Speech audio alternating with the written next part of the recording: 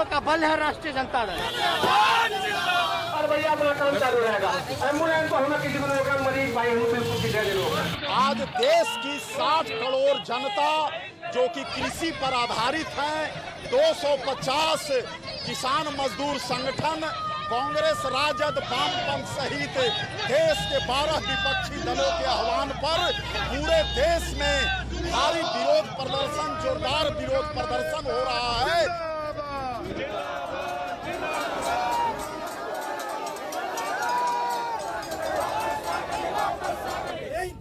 जिंदाबाद जिंदाबाद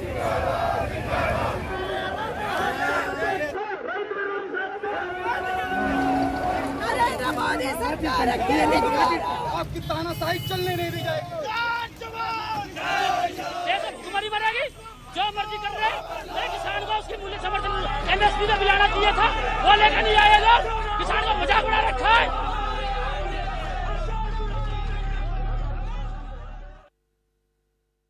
नमस्कार, खबरों की खबर में आपका स्वागत है। मैं हूं संकेत उपाध्याय।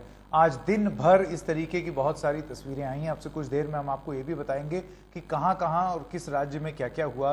लेकिन कुछ बुनियादी सवाल हैं जिनका उत्तर अब आना बहुत जरूरी है या मिलना बहुत जरूरी है कि क्या वो हर आदमी जो कि प्रदर्शन कर रहा है वो किसी एजेंडा के तहत कर रहा है या भ्रम फैलाने के तहत कर रहा है या भ्रमित खुद हो गया है इस वजह से कर रहा है, या सरकार को बात सुन लेनी चाहिए। जिनके हित में यह कानून आया है, आज वही लोग सड़क पर क्यों हैं? क्या हर कोई राजनेता है? क्या सारे किसान जो आज सड़क पे थे वो सब किसी ना किसी पार्टी से जुड़े हुए थे? ये बोल देना क्या ठीक रहेगा? तो आइए सबसे पहले आपको यह बता दें कि हुआ क्या पूरे दिन।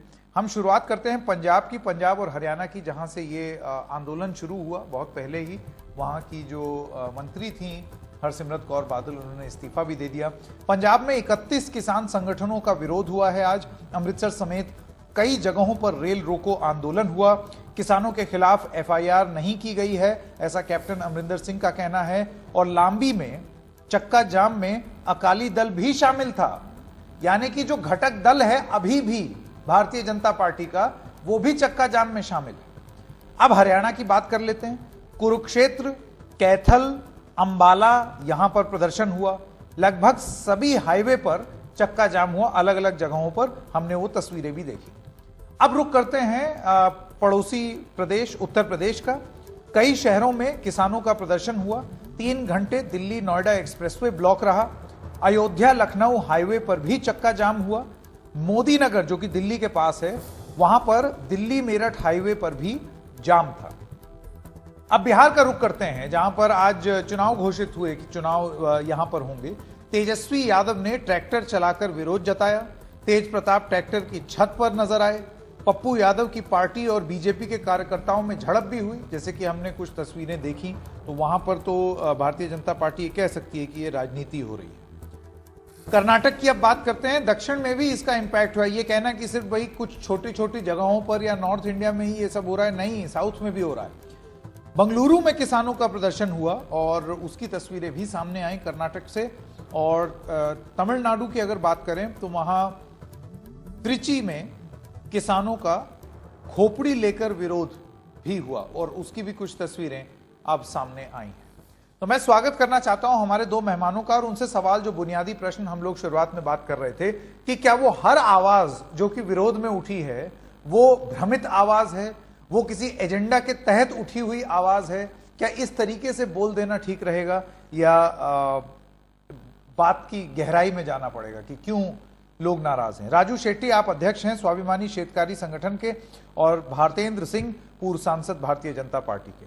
राजू शेट्टी, मैं आपसे शुरू करना चाहता हूं। आज जिस तरीके का प्रदर्शन हो रहा है, अब सरकार हमेशा पलट के ये चीज जरूर बोल सकती है कि ये तो राजनीति कर रहे हैं, विपक्ष के लोग भ्रमित करने की कोशिश कर रहे हैं, किसान के हित में था और किसान के हित में है और ये चाहते ही नहीं है कि किसान के हित में हो।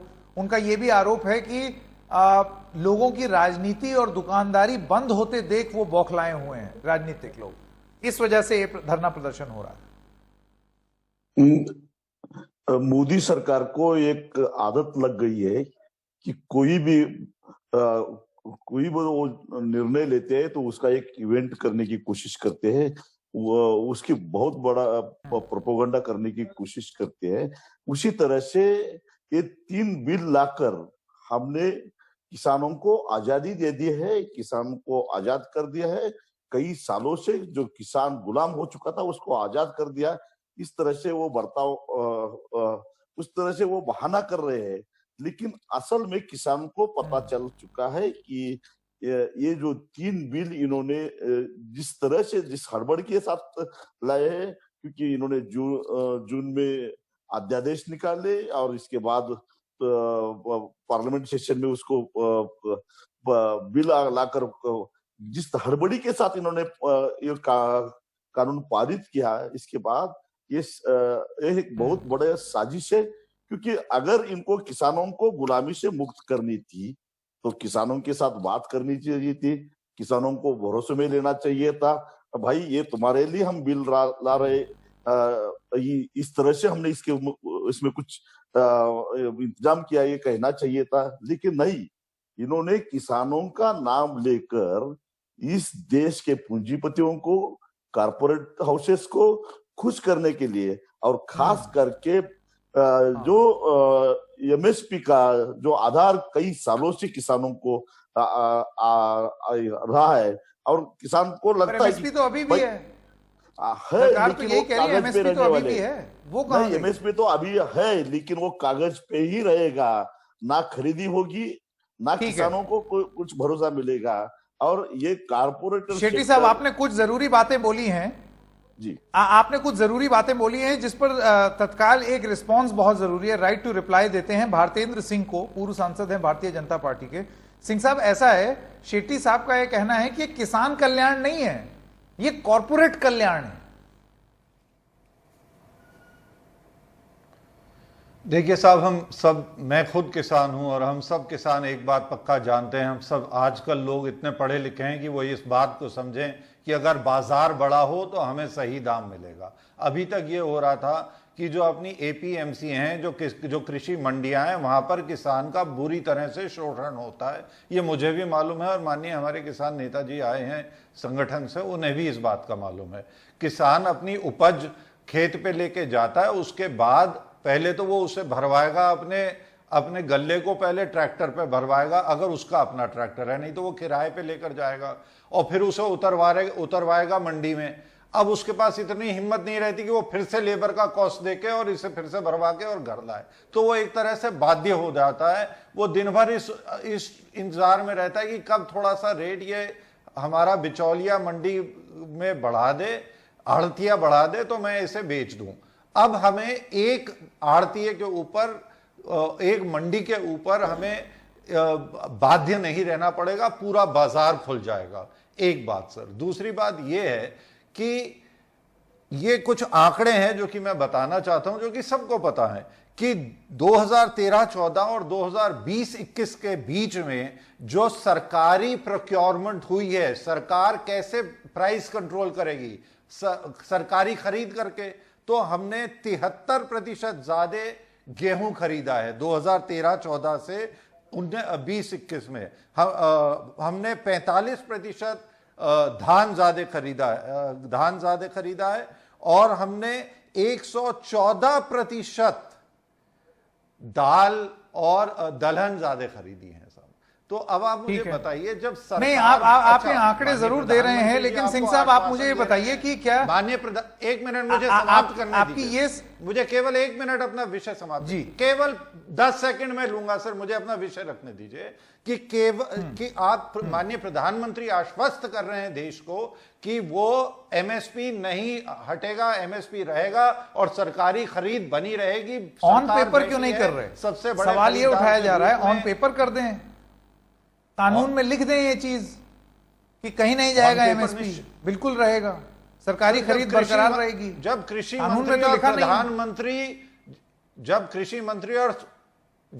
मंत्री और प्रधानमंत्री सदन के पर खड़े होकर बोल रहे हैं, तो क्या लोकतंत्र पर, हमें लोकतंत्र की प्रक्रिया पर हमें विश्वास नहीं है क्या? जब उन्होंने कहा है तो निश्चित लिखा भी। देखिए, आप ऐसी बात क्यों सोच रहे हैं? आपका ठीक है। लोकतंत्र बहुत सशक्त है। राजू शेट्टी, आप इस जवाब से संतुष्ट हैं? क्योंकि मेरा एक इसमें काउंटर सवाल है और मैं सिंह साहब के पास वापस आऊंगा कि अगर इतने ही हित में है तो फिर आप किसानों को समझा क्यों नहीं पाए? राजू शेट्टी, ऐसा क्यों है? या हम ये मान लें या ये अज्यूम कर लें कि वो हर किसान आज की डेट में जो पूरे देश भर में धरना कर रहा है उस तक इस बात का संदेश नहीं गया, इन फायदों का जिनका सिंह साहब जिक्र कर रहे हैं वो संदेश गया नहीं? और अगर संदेश नहीं गया है तो फिर आप ये कैसा बिल ला रहे हैं? किसके हित में ला रहे हैं कि लोगों को ही भरोसा नहीं है? नहीं, बिल्कुल मैं इस जवाब से संतुष्ट नहीं हूं, क्योंकि अगर मैं आपको एक बात याद दिलाना चाहता हूं कि हमारे प्रधानमंत्री जब गुजरात के मुख्यमंत्री थे तो 2011 में उस वक्त के जो प्रधानमंत्री मनमोहन सिंह जी थे, उन्होंने एक कमेटी बनाई थी मुख्यमंत्रियों की, उसका अध्यक्षता उसकी कर रहे थे प्रधानमंत्री नरेंद्र मोदी जी। उस वक्त वो गुजरात के मुख्यमंत्री थे। उस समय मुख्यमंत्री थे। कंज्यूमर 2011 इसके बारे में जो कहा 2011 की वो कमेटी थी, और खुद मोदी जी ने उस वक्त प्रधानमंत्री जी को जो एक रिपोर्ट सौंपा था उसमें उसके मोदी जी की दस्तखत है। उन्होंने कहा था कि जो एमएसपी है वो कानूनन किया जाए ताकि इस देश के किसानों को सरकार जो एमएसपी डिक्लेयर करते हैं उससे कम दाम में कोई खरीद ना सके। ये बड़ी अहम बात है भारतेंद्र सिंह जी। राजू शेट्टी की बात सुन लीजिए। खुद उस समय के मुख्यमंत्री और अभी के प्रधानमंत्री ने ये बोला था कि ये कानून में हो। आप कह रहे हैं कि उन्होंने आश्वस्त कर दिया, आप उसी पे मान जाइए। अभी थोड़ी देर पहले अंग्रेजी चैनल में मेरी पी साईनाथ जी से बात हो रही थी, उन्होंने भी बिल्कुल यही चीज पकड़ी। तो अगर उस समय बतौर मुख्यमंत्री वो एक पोजीशन रख सकते हैं तो आज बतौर प्रधानमंत्री क्यों बदल गए? क्यों नहीं कानून करते वो? अगर ये तीनों बिलों का हम समर्थन करते हैं, अगर उसमें अगर एक बात भारतेंद्र सिंह इसका जवाब दे दें। मैं यही बात कहना चाहूंगा कि कांग्रेस ने अपने मैनिफेस्टो में इसे लिखा है साहब, खुद अपने 2019 के मैनिफेस्टो में इसे लिखा है, आज उसी बात से मुकर रहे हैं ये। तो ये केवल राजनीति है। ये पूरा विपक्ष एक हो गया है, कुछ मुद्दा बचा नहीं है। पूरा देश का विश्वास आज मोदी जी के प्रति सशक्त है। इस वजह से इनके पास कोई मुद्दा नहीं बचा है। बार बार प्रधानमंत्री और कृषि मंत्री सदन में उठ के एक बात को कह रहे हैं। अब ये कह रहे हैं साहब इन्हें सदन पर विश्वास नहीं है। साहब आपको अगर सदन पर विश्वास नहीं है, लोकतंत्र पर विश्वास नहीं है, अपने संविधान पर विश्वास नहीं है, तो ये ढांचा और ये लोकतंत्र आगे कैसे बढ़ सकता है साहब? मोदी जी राष्ट्र के पक्ष में है। ये सरकार जो है ये देश के हित में है, और ये सरकार किसी भी कानून, वो सिंह साहब वो वाला जवाब नहीं दिया आपने। भाई साहब सवाल मुझे पीछे नहीं हटेगी कि बतौर मुख्यमंत्री कुछ और कठिन क्यों ना हो। ऐसा क्यों? और कांग्रेस वाले किसानों को न्याय नहीं दे रहे थे, इसलिए इस देश के किसानों ने तख्ता पलट दिया, प्रधानमंत्री मोदी जी को प्रधानमंत्री बनाया। अब वो भी कांग्रेस वालों जैसे ही बर्ताव करेंगे, वो भी किसानों के साथ विश्वासघाती मेरे पास समय खत्म हो गया। देखिए ये एक ऐसा अनकंफर्टेबल सवाल है, इसका जवाब ही नहीं है और हो ही नहीं सकता, क्योंकि खुद जब उस समय के मुख्यमंत्री एक चीज कह रहे थे तो आज प्रधानमंत्री बनने के बाद जो कानून लाए उसमें एकदम अलग या विपरीत चीज क्यों कर रहे हैं? इरादों पर कोई शक नहीं है, एटलीस्ट हमारे पास कोई प्रमाण नहीं है कि हम इरादों पर शक करें, लेकिन क्या ये अज्यूम कर लेना और मान लेना कि वो हर विरोध की आवाज भ्रम फैलाने की कोशिश है या भ्रमित हुई आवाज है, क्या ये सिंपलिस्टिक आर्गुमेंट रख लेना सरकार के लिए ठीक होगा या हानिकारक? छोटे से ब्रेक के लिए रुक रहे हैं, अभी हाजिर होते हैं।